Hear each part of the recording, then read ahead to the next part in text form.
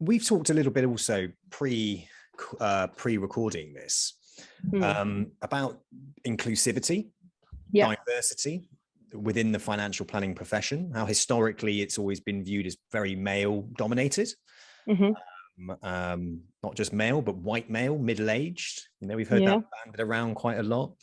I spoke to you about how I don't see a great deal of conversation around the LGBTQ plus community. And we also talked about you specifically and some of the challenges that you've come up against in your career, because as you shared with me, you are on the autism spectrum and also ADHD. And there was some of the things that we were talking about, some of the positives that bring for a start.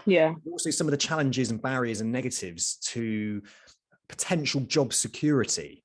I think particularly with neurodiversity, which is the language that you use when somebody isn't the same as everybody else, in the sense of, so ADHD and autistic spectrum disorder are the conditions that are neurodevelopmental disorders.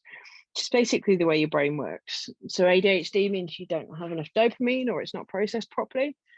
And being on the autistic spectrum, it affects all sorts of different people in all sorts of different ways. And it presents very, very differently from one person to another. I've faced job insecurity. I've faced challenges in jobs where people have made the wrong assumption about me because I don't communicate in the same way as others necessarily. I use words in a different manner potentially.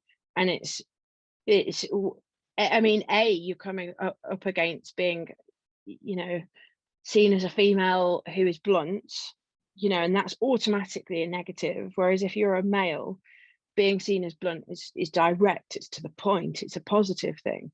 So you have those gender stereotypes that you have to face. But then on top of that, the fact that, my communication style is different, the way I learn is different.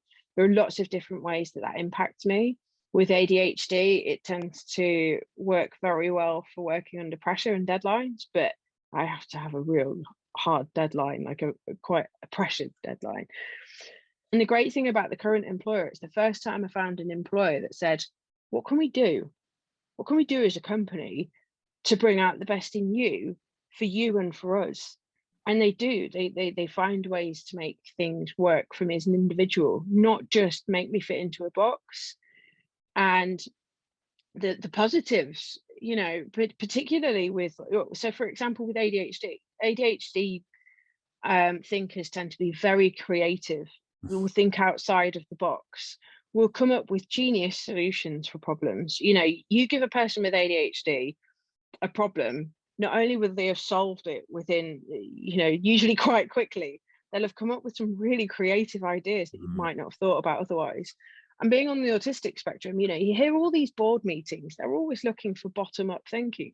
They're always looking for people who build upwards with their thinking processes, rather than taking a vague concept and growing from there.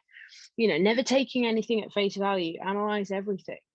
In file review, if you have an analytical mind, if you're detailed and thorough, if you can remember all of that sort of stuff. So like I can tell you all sorts of areas of the FCA handbook, which is rules, which is guidance, and know where to find that information.